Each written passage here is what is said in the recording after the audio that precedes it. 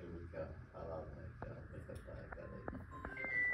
तो आप अच्छा भाई थी, मैं तो उस वक्त मुंतज़िर था कि शायद मैंने रात आना था वो जलसे, जब मौलवी घर से स्टेज पे चले जाता ना उनके कब्जे में होता है।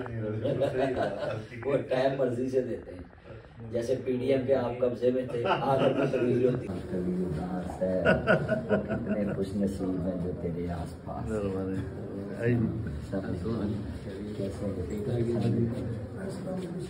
कैसे हैं क्या भाई साहब, कैसे हैं आप?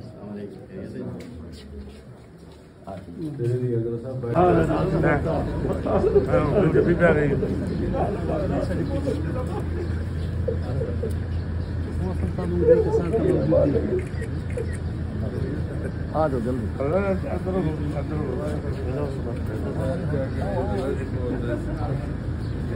ये मेरा घर में छोड़ते नहीं है लाहौर में ये एफसी। हाँ